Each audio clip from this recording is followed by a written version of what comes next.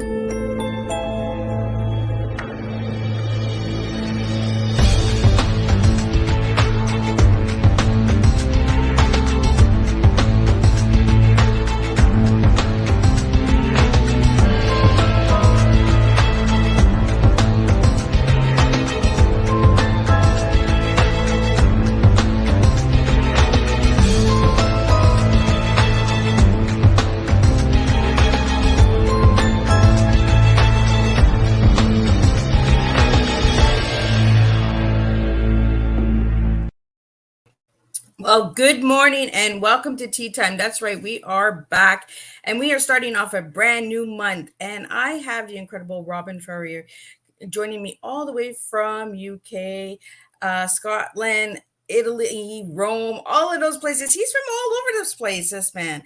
So he's going to be sharing his TEA with you this morning. And we're going to talk about hypnosis. We're going to talk about depression, divorce, all that good stuff. And we're going to serve you a good, strong cup of tea. So before we get started, I want everybody to grab your tea, coffee, juice, grab your breakfast because breakfast is really, truly important. And without breakfast, we can't start the day off right. So let's get started here for the month of August in 2023. So the disclaimer for Miss Liz's Tea Time live shows. Miss Liz myself is going live using StreamYard. Before leaving a comment, please grant StreamYard permission to see your name at StreamYard.com. Please be advised that the content brought forward for any Tea Time show hosted by myself, Miss Liz, is always brought forward in good faith. However, it may bring forth dialogues and opinions that are not representative of my platform. The facts and information are perceived to be accurate at the giving time of airing. All Tea Time guests and audience participants are responsible for using their good judgment in taking any action that may relate to the discussion. The content brought forward may include discussions for some where they may be emotionally at risk. It is significant to know that this show is engaging in discussion forums only to offer and inspire awareness and connection and is not providing therapeutical advice. If you have any questions about the disclaimer or the panelist discussion, you may freely contact me, Miss Liz, through my email at bookingmissliz@gmail.com. Moving forward, should you choose to voluntarily participate in today's show in any aspect, I myself, Miss Liz, welcomes you. And should you find that this show is not made for you at this time, I respect your wishes and will see you at a later show at a later date and time. And again, all Tea Time shows are hosted on Thursday, 10 a.m., 3 p.m., and 7 p.m. Eastern Standard Time this year in 2023. Unless it's a rescheduled tea time, then it's going to be on a Monday or a Tuesday because life does happen, right? So now a little bit about Robin. Well, who is Robin? Well, Robin is a pilot, a coach, a hypnotist, a hypnotherapist, and also an author, which I found last night when I did a little bit more homework on Robin. So let's get Robin in here and let's get him to spill a little bit of tea with us while I sip on my tea. So welcome, Robin. Hello, Liz, and thank you so much for taking the time to speak to me today. Very honored indeed. It is truly an honor to have you here. It's been really a crazy morning for me over here, getting all this technology in order, my tongue in order, and this tea in order.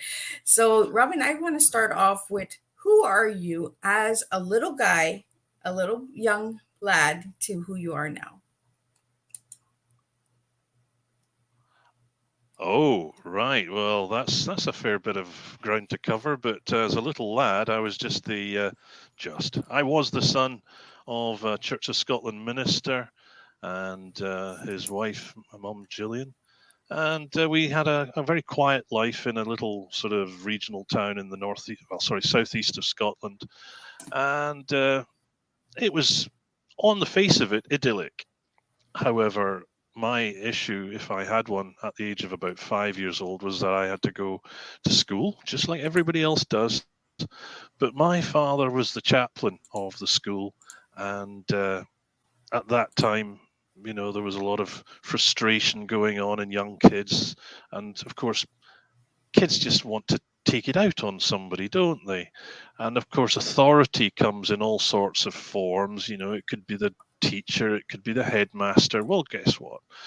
My father, as the chaplain, was sort of God's representative on earth or in school as far as they were concerned. So they couldn't take it out on God. So what was the next best thing? Well, me. And so that started off life on a fairly challenging note, and it went on till I was about 14. And during that time, it changed me. If I'm honest with you, it changed me from a happy, outgoing young kid to a fairly introverted, quiet, crushed young man who had to overcome many of the self beliefs that he'd created about himself in later, at that time. But those I had to get rid of those beliefs later in my life because it was going to affect me all the way until now. So it's been an interesting ride, Liz, and hypnotherapy is only part of it. So it's been a long journey, and I look forward to telling you some more about it. Well, and the reason why I always ask all my guests who they were as a kid and who they are now is because sometimes it brings us into our adulthood, right? The journeys that we take and the steps that we have to take. And you started this business called One Small Step. So it has to start with the small steps of being the young lad to where you Hmm. are today, right? I think, like, there's a wonderful phrase that all growth and joy comes on the far side of fear. And basically, what that means is that you could go through life being grey and mediocre and hiding away in the shadow. And in that way, you don't really offend anybody. You don't really get onto anybody's radar. You just exist. You go through life. You do your 70 years, and then you just disappear. And to me, at the age of 14, I just thought, do you know what? That's not for me. I'm not prepared to go quietly. I'm determined to be more than this crushed soul that I felt I was at the time. And so I did everything in my power to kind of overcome the hurdles that ironically I'd created for myself by self beliefs about myself created by bullying. And that was no easy task, but I did all manner of things that pushed my comfort zone way, way out. And you'll never guess, Liz, I'm still doing it because it doesn't stop. You Right? keep on keeping on. So how did you get the name One Small Step?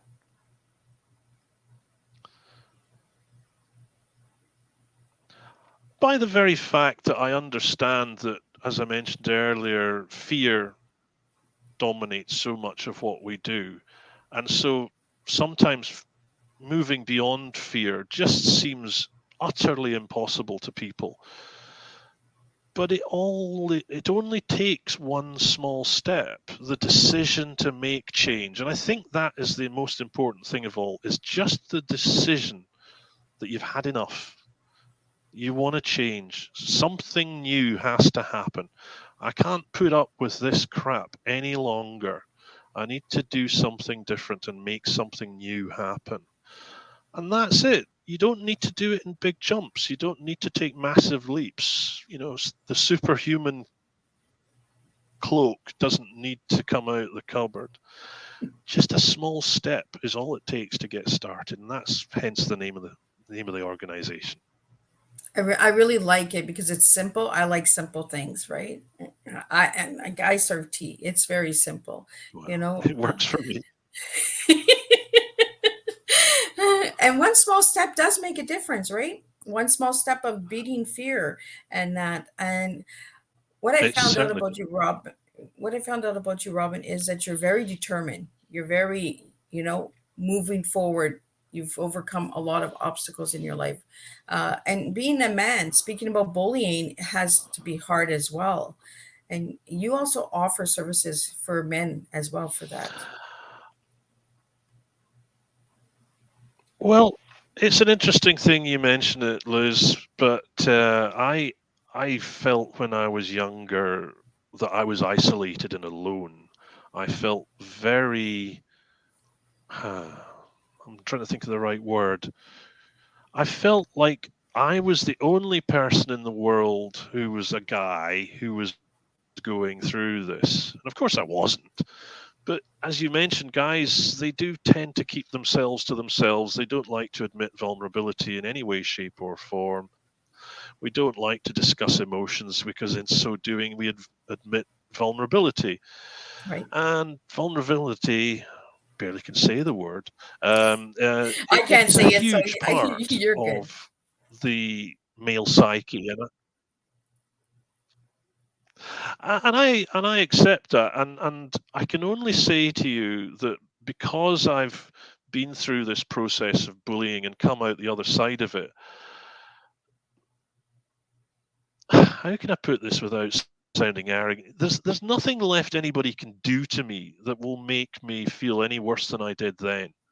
So I just feel able to open up about this. And if anybody wants to enjoy a poke or a to try and make fun or anything like that, that's fine. It's just going to go over there now because that's the past. I'm not that kid of 14 any longer, and that's how I get all my clients to look at it as well. You're not that person that you were. You're not the victim that you used to be.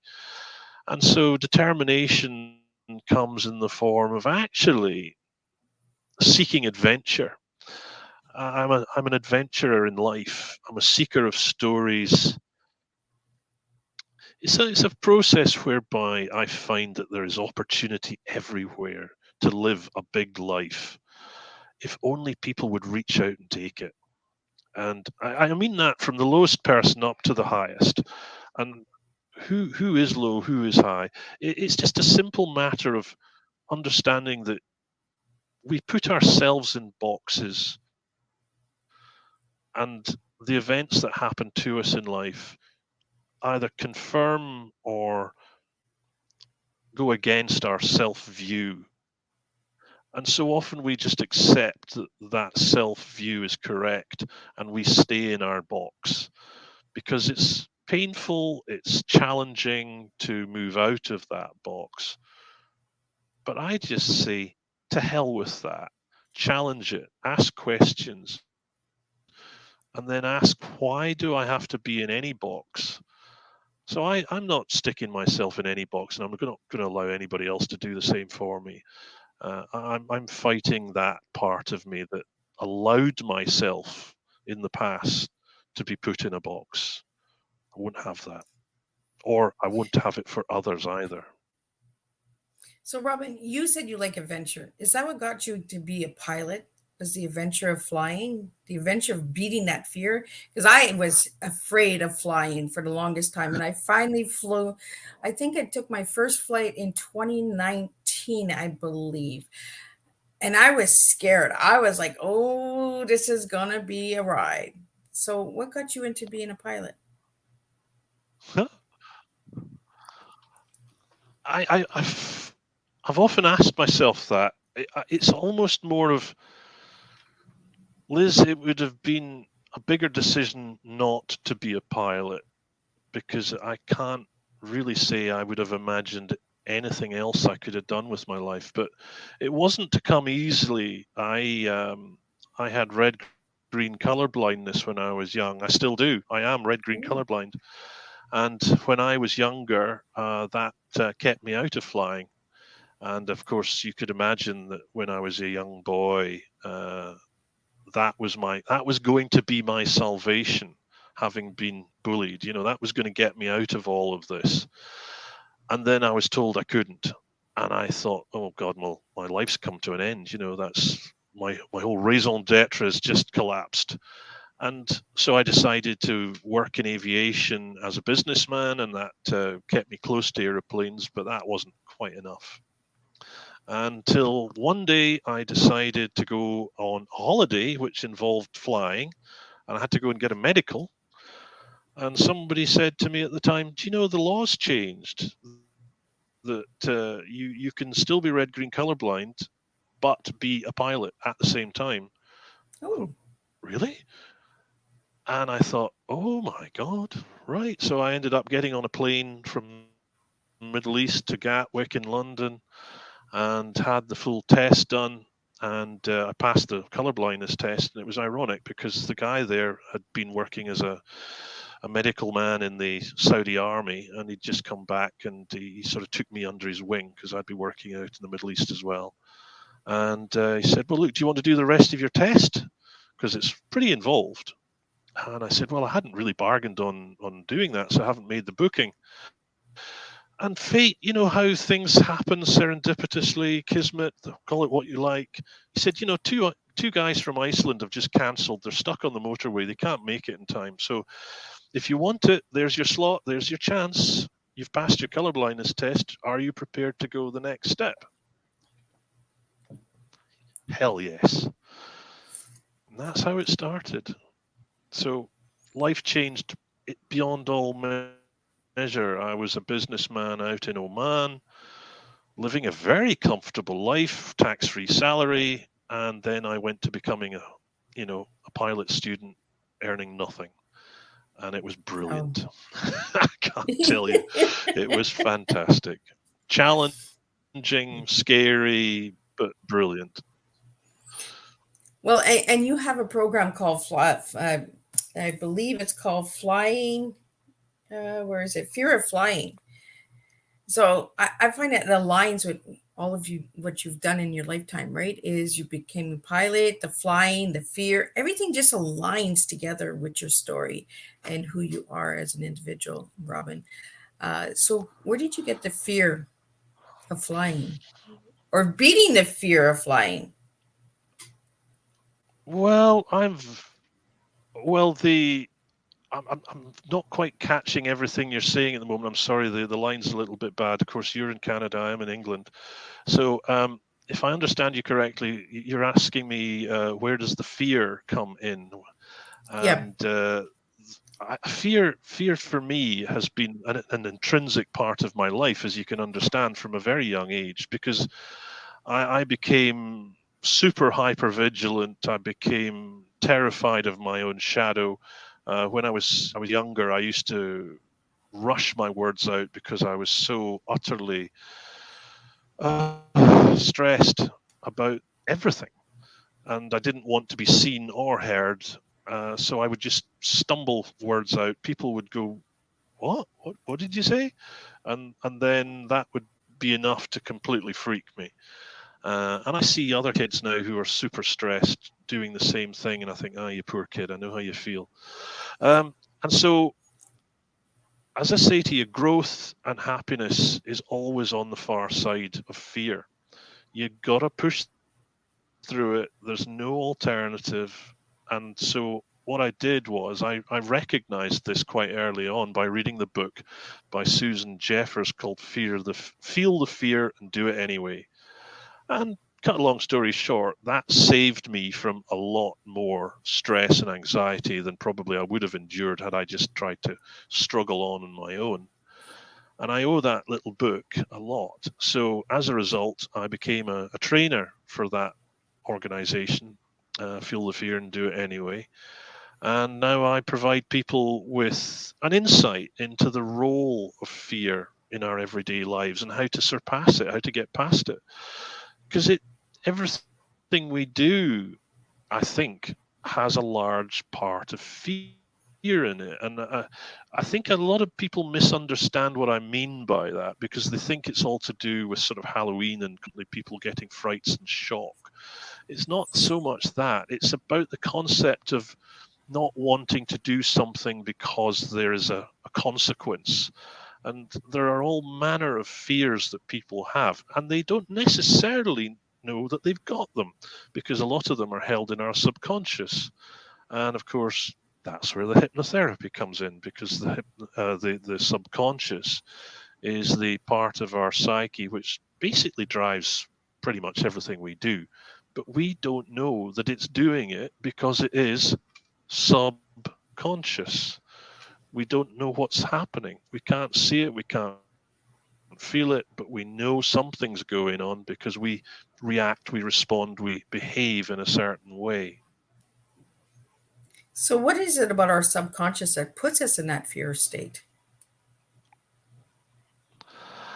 The subconscious itself is not necessarily predisposed to being in a fear state, although we have a natural system which we call the amygdala, and it's there from prehistoric times to essentially keep us away from things that will kill us or poison us or generally make our day seem less than optimal. It's to create an awareness of what's going on around us and to evaluate risk. And it's on 24 hours a day, operated through our subconscious system, and it's kept us alive up until now. But the problem is, it is 24 hours a day, it doesn't switch off. And when we were cavemen and we were hunting, we would be aware of what was happening in trees and bushes beside us. We would maybe hear rustling and we would go, aha, saber-toothed tiger, better go and watch this. And so it would create three options for us. It would create a fight or a flight or a freeze option. And the fight, you will understand, was just literally saving your life by strangling the saber-toothed tiger or sticking a knife into it. The flight was to run away and hide in a cave.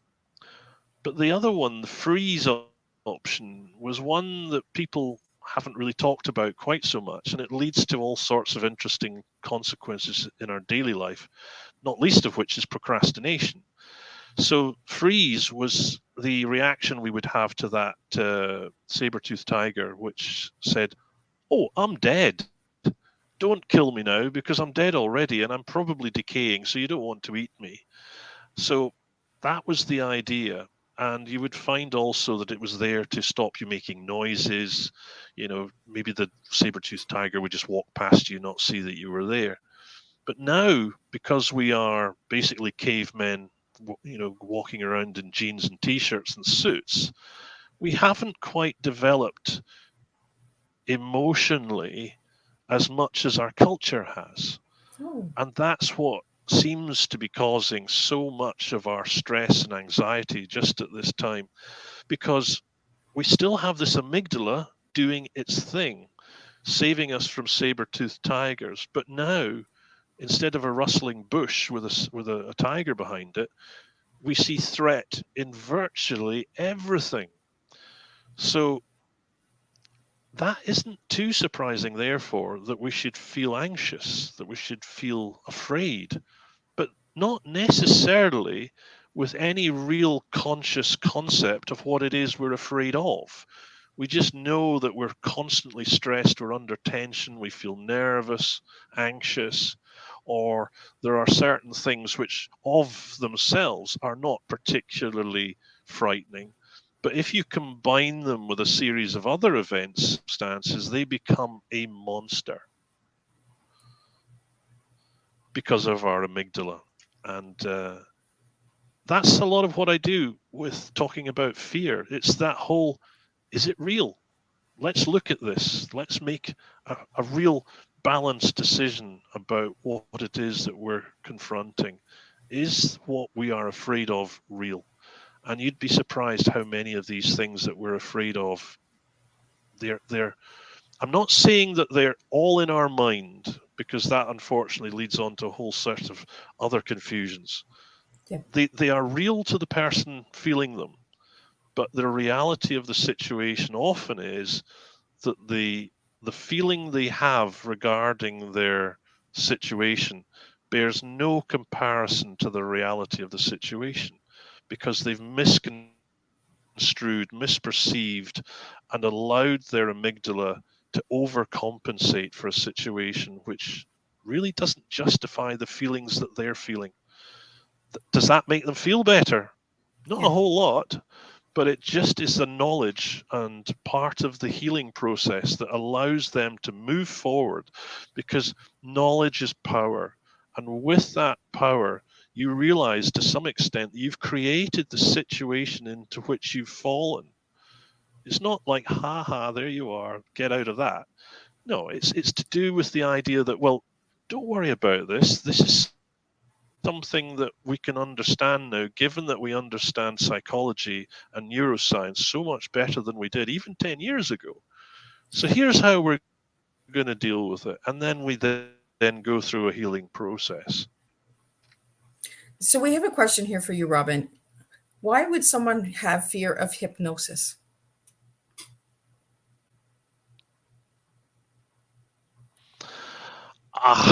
As many reasons as there are people, I would suspect, but the fact of the matter is that a lot of people don't truly understand what both hypnosis and hypnotherapy actually is.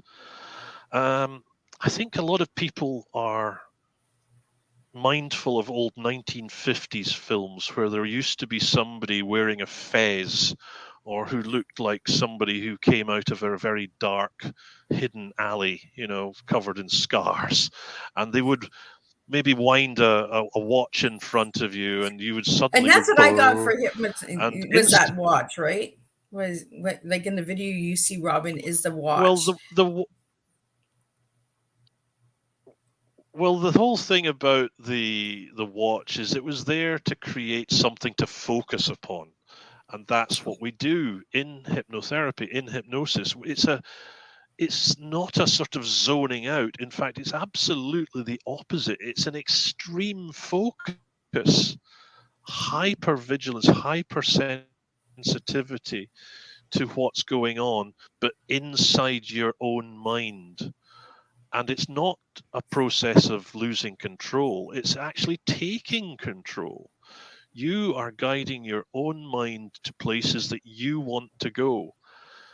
And I think the final thing about what people may be afraid of is that they are not quite sure what you, the hypnotherapist, are going to do, and therefore they feel that you may give them some suggestions or put some code into their mind that somehow allows you to take advantage of them. I would like anybody who's watching this to be reassured that nobody can do that to you. You will not do anything for a hypnotherapist or hypnotist that you do not want to do, because it will go against your natural values, and your natural values are resident within your subconscious. And so it's the subconscious that we're dealing with. And if it says, let's put it this way, Liz, I could be a very rich man by now, couldn't I, if I was able to do that? Yeah.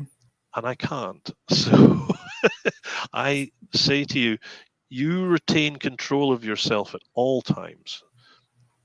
That's what I think people are afraid of.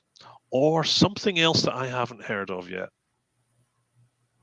So we have another question for you, Robin. If you've been hypnotized once, can you get re-hypnotized over and over again? Sorry, Liz, could you say that again? Uh, the way it's worded here is if you've been hypnotized once, can you be re-hypnotized over and over again? You could be hypnotized anytime. I mean, you could be hypnotized now. You might not even theoretically know it. I mean, there's the irony. We're hypnotized by the media every day. They use techniques to use all manner of mind. I'm going to watch what I say here because there's lawyers that like to take advantage of you. The media use all the tricks in the book to create fear within their readership or their viewership, because advertising is part and parcel of the media. That's where the money comes from when they, do the news, for example. And if everything's going well and everything's tickety-boo, well, somehow that doesn't really sell newspapers, because what really happens is they create a situation whereby they want people to feel nervous.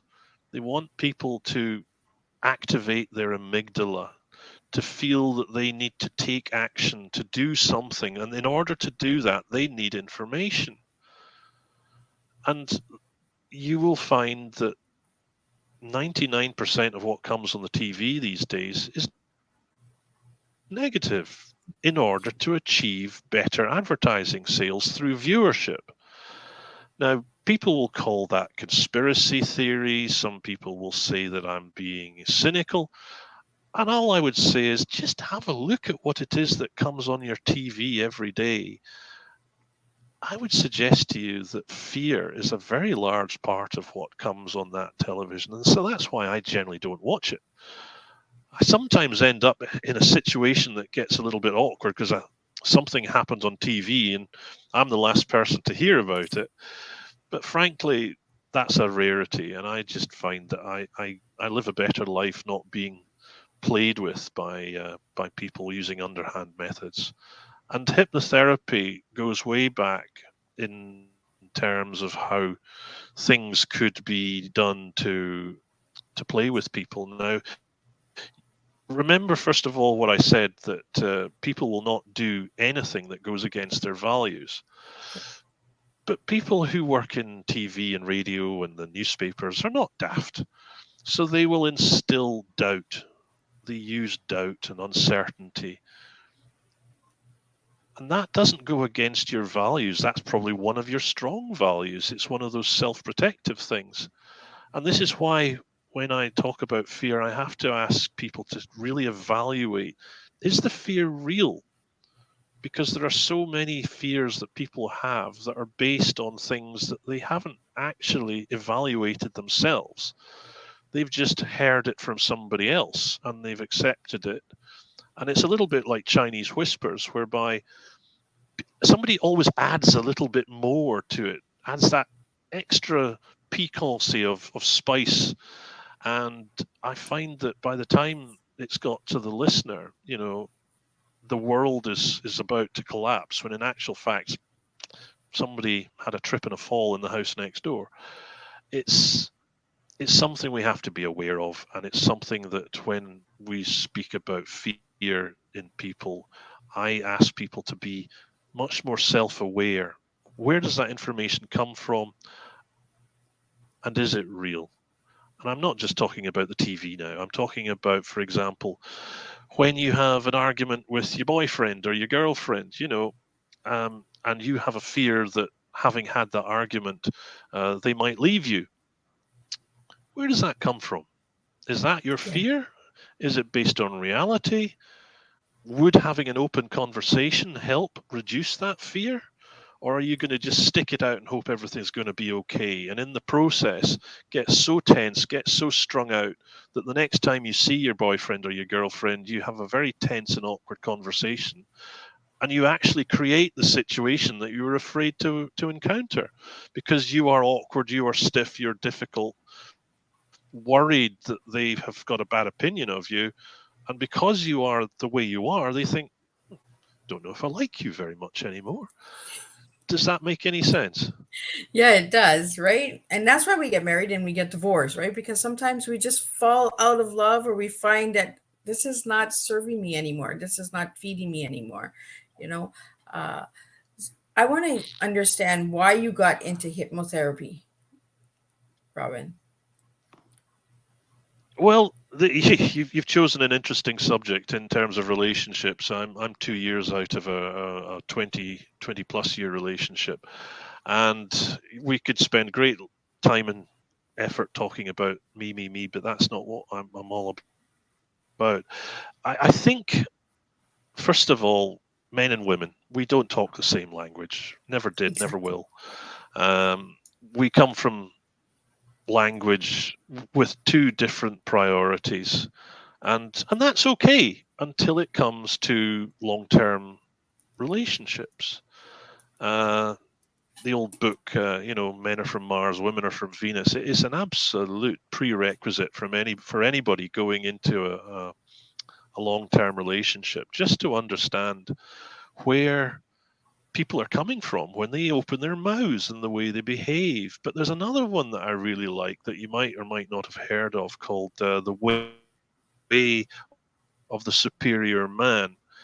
And whilst it's talking about men, I would suggest it's also very useful for women, because after having my 20 odd year old relationship, fall through my hands, I began to realize just what was going on that I had no idea was happening. Because most guys will go through a relationship fat, dumb, and happy, or maybe not happy, but just fat and dumb quite a lot of the time. And I'm speaking about myself primarily, but I see it in others. And we just do not know there's a problem. Okay, yes, the lady said this, the lady said that. Maybe she did this, maybe she did that. But we interpret it as just being annoying or frustrating or being a woman. And that's all well and good until the day when she says, I want a divorce. And then you realize, oh, hell, this was for real. And I think it's a great pity. I mean, I'm not really talking about myself anymore, but I see so many relationships founder. And it's just because we are not really understanding what's going on in our relationships. And we blame each other for that fact. And so I think you'll find that women primarily decide that they've had enough.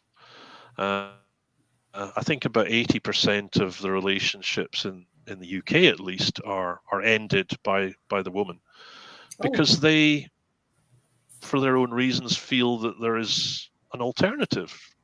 And that's an interesting stat. I think you'll find it's the same in the USA.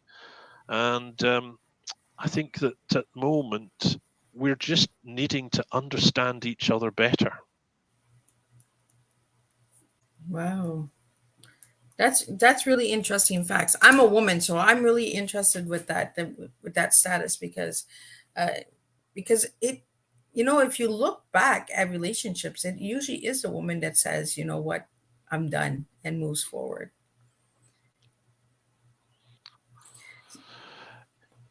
Well, men are into accepting pain, and I don't mean that in a Miss Whiplash point of view. I'm talking about men are happy in a relationship when they're in a relationship, if that makes any sense.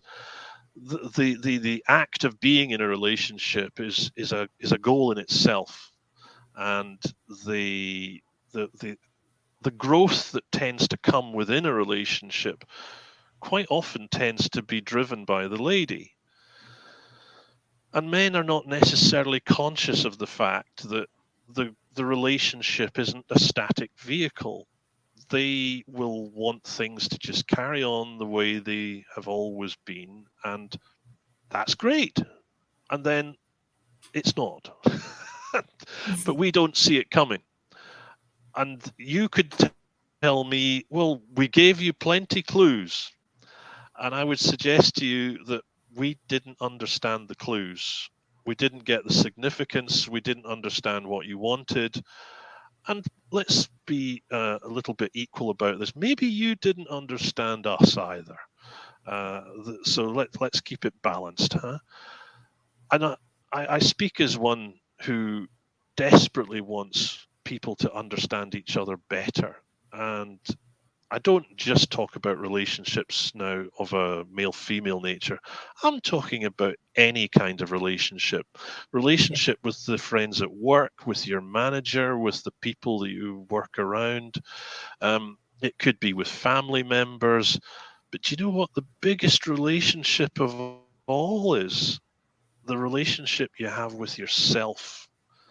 And what I'm seeing now in men, particularly, is a lack of self esteem, a lack of self confidence, a lack of purpose, a lack of drive, because men feel that they have no place, they have no purpose, that we are superfluous. And that's a bit of a scary thing. And we could talk about this at great length, but I Hmm. think for both men and women, a concept of who you are and who you want to be is so important, because you can't find joy and peace and happiness until you actually like yourself, until you can look in that in that mirror and say, yeah, you're okay, you're doing all right, keep up the good work. Because most of us look in that mirror in the morning and think, oh God, I really don't like you. Maybe you'll look better tomorrow. You know? And tomorrow comes and it's just the same old face, a day older. What are you going to Well, do about it? Well, you need to change your point of view on life. so there is a little gap in between, because I've noticed it when I'm asking a question. Robin's taking a few seconds to process it. So there is some a little disturbance in the techno this morning. So, Robin, I want to get into. You bring up some really good points. Until you love yourself, until you look in the mirror and you say, Yeah, I'm "Wow, sorry. I really like this guy. I really like this woman." It's really hard to make a relationship with anybody. Uh, so we really got to start loving ourselves and just being ourselves. So I want to get into your tea this morning, Robin. If I ask you what your tea is, what three words would you give me for the TEA?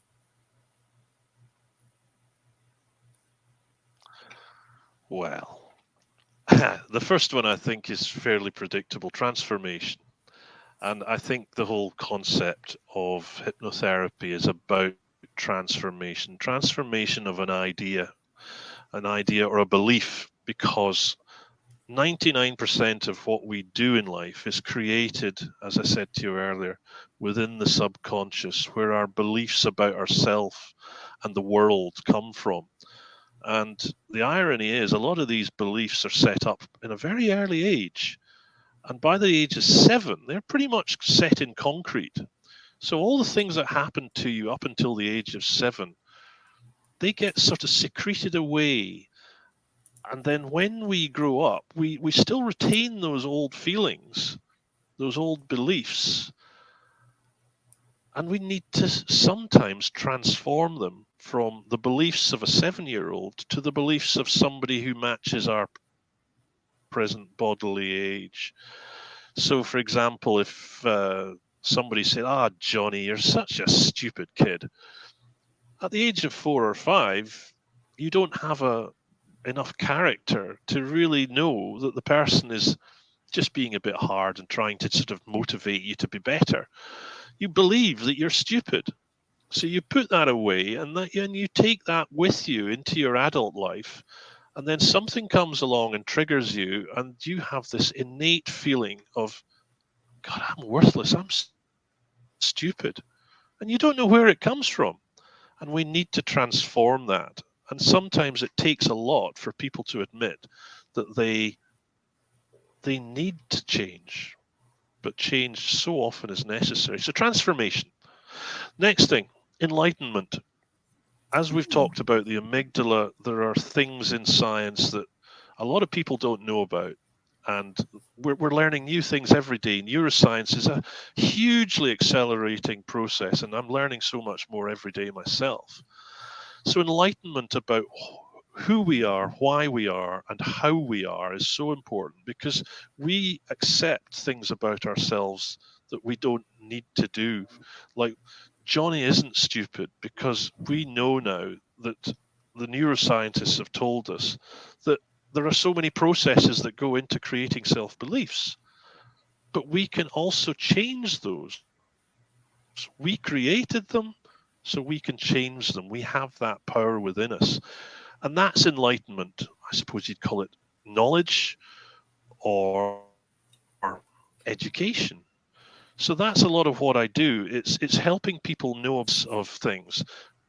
The science of the brain is crucial, because people, they put themselves down thinking that they're not worthy, they're not enough.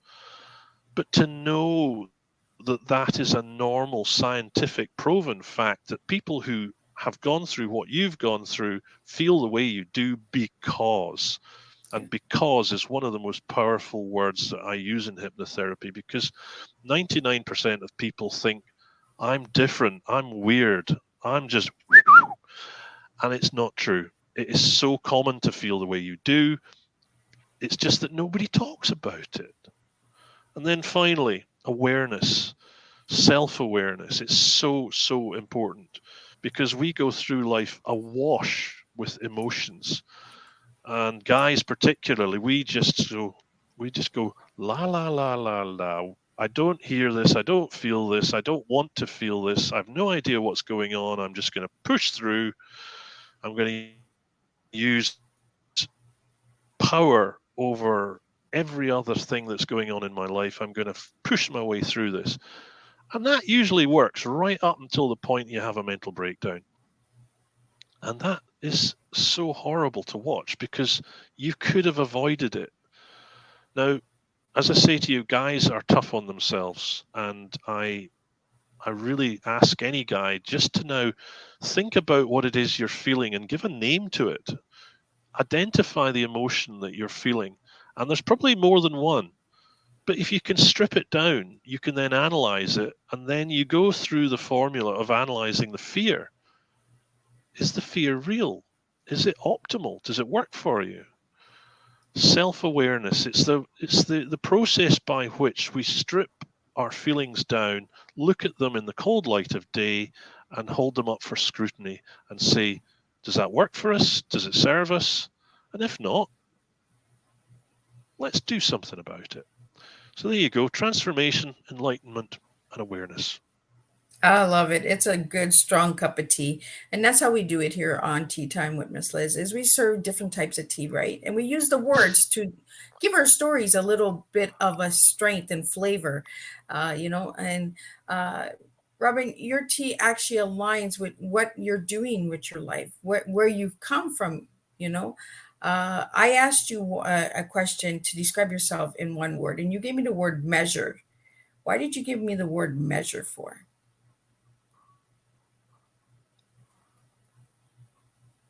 Blah, blah, blah, blah. You've completely floored me. Measured. Yeah, you gave me the word measure when I asked you to give me a word to describe yourself. So I'm not sure where measure comes in.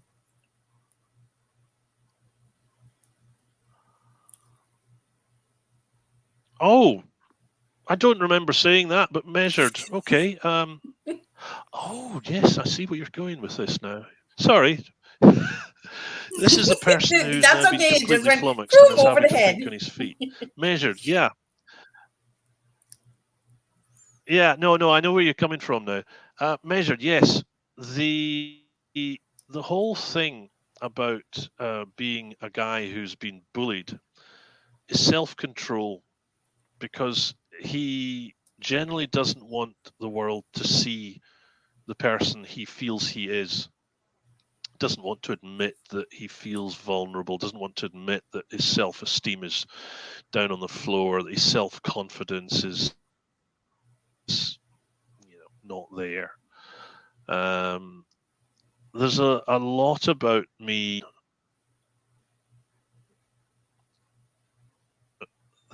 Sorry, this is a bad line. That he does not want the world to see. And so it's all about mental self-control. And I would suggest to pretty much anybody watching this that a knowledge of your own mind is so powerful, because you can see things coming. I mean, we talk, for example, in hypnotherapy about triggers. Triggers are things that are essentially deep-rooted memories and feelings and emotions that are dormant within the subconscious right up until something comes along to just stir them up again and bring back those feelings that you thought were long gone. And so let's talk about trauma then. In childhood, you might have had a very abusive mother or father, And that would have been traumatic. You would have had all manner of negative feelings, and those would be stored away in that dark cupboard with cobwebs and dust on it in the subconscious. And you may well have done lots of therapy and all sorts of good things and kissed that goodbye right up until the point where you end up in an argument with your husband, your boyfriend, girlfriend, and she throws something at you, or maybe it's a friend or even a work colleague, and that feeling that you had when you were so much younger just comes back, bites you in the arse, and you do something or you say something which is totally disproportionate to the situation. You're not feeling something that relates to what that person said to you. You are responding to the feeling that then created, which was that old memory from way, way back. That's a trigger. And you respond to those triggers so often disproportionately. So measured. It's through being self aware, self knowledge, and enlightened about the science of neuroscience and psychology generally that allows me to at least make an effort to control those things I know are my weaknesses, my triggers, the you know, things that we say we've fixed that we haven't fixed because they're still there. We just have a bigger noose around their neck once we've had therapy. So I want to get into we're almost at the hour here, Robin. So what programs and services do you offer for hypnotherapy?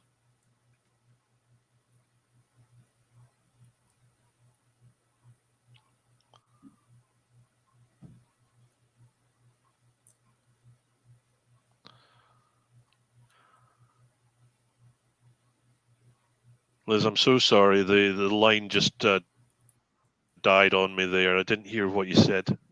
Oh, okay. I was asking. We're almost at the hour, almost done our tea time here. So, what services and programs do you offer through your services, Robin?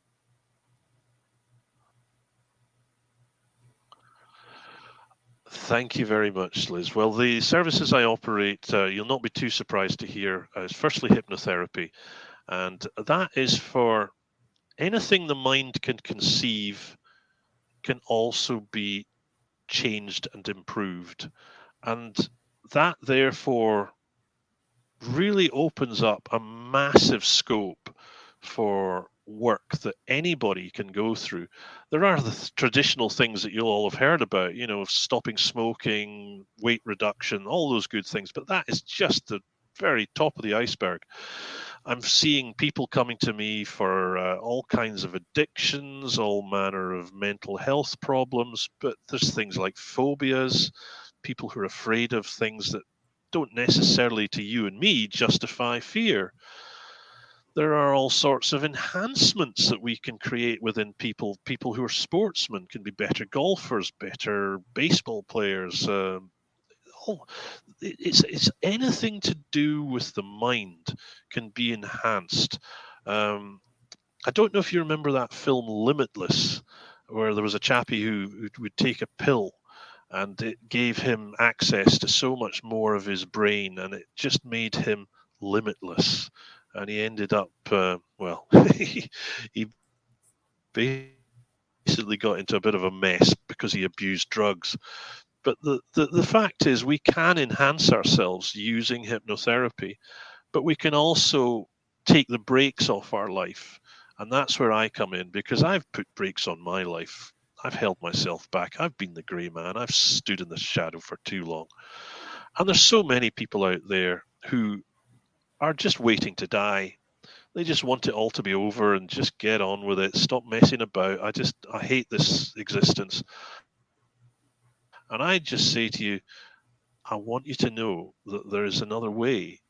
I'm here and I'm ready to help. And it just takes the courage to extend the hand and say, please help, ready. So, Robin, do you offer services in person and virtual?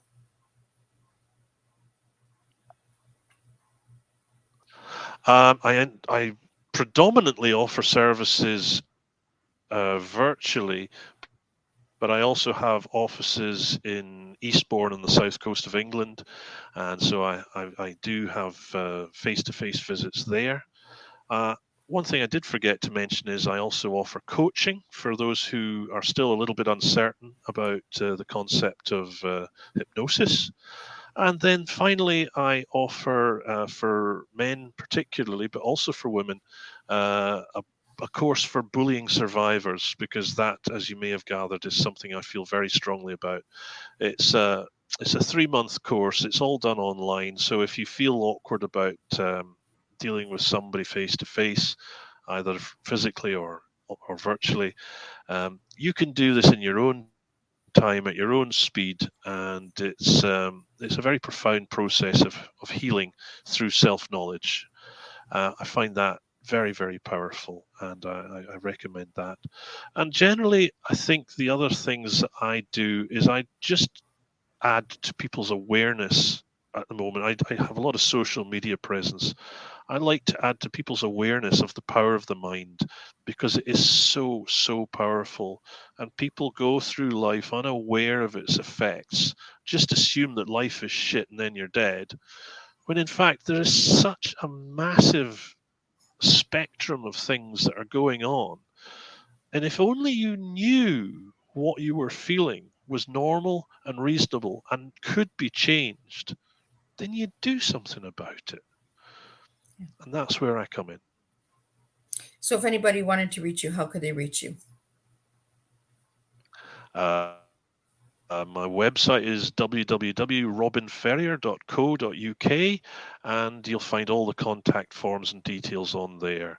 One Small Step Hypnotherapy is the name of my organization, and I'm on Instagram, YouTube, LinkedIn, and whatever else there is out there. I'm sure there's many, many more. And I have quite a lot to say, as you'll have gathered. I don't keep my mouth shut. Well, it was a real pleasure having you here today on Tea Time, Robin. So any final words you have for the listening audience out there? Um, Quite simply, there is always hope. And anybody who's going through a hard time, anybody who struggles, I want you to know you're not a victim, because victims are not people who have power. We all have power. We just have forgotten where we put it. And therapy, be it hypnotherapy or any other kind of therapy, will help to release that power that you'd forgotten you had. So, whatever you do, take action. Don't sit there and expect a white knight to come. You are your own white knight. Well, thank you so much. It was a real pleasure having you here today, this morning on Tea Time. And for anybody who would like to know more about Robin, check out Miss Liz's Facebook page. Check out Miss Liz's website at www.misslizsteatimes.com, and go to the YouTube channel, give it a subscribe, and watch this Tea Time over and over again. Again, pick out some pointers and tips and tools, anything that will help you. And if you know that this Tea Time will help somebody out there, share this Tea Time, because sharing is caring, and we do make a difference when we share the resources that are out there.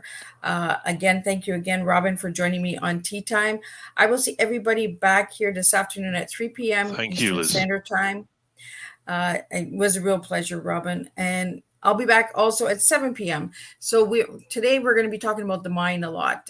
This afternoon we'll be talking about healthy retirement, the mindset of retiring healthy, and then we'll be jumping into fantasy with a returning guest from season 3. Zachary Hagman is back, and he'll be giving us an update on his latest book and all that good stuff. So until then, I will see everybody at 3 p.m. Eastern Standard Time and 7 p.m. Eastern Standard Time. And we are just getting August started, so there are 12 more after today. So check out those Tea Times and register on the website. Give them a quick RSVP, and I will see everybody at 3 p.m. Eastern Standard Time again. And I want to thank all the supporters, all of the people who have joined in and listened this morning. And if you're watching Tea Time and it's a replay. Push hashtag replay. Let me know where you're tuning in from, because I always love to know where you guys are coming in from. And if you'd like to see a topic that I haven't touched on yet, please let Miss Liz know, and I will get that out there. Until then, I will wish you all a good day, and I will see you this afternoon for the second tea time of August 3rd, 2023.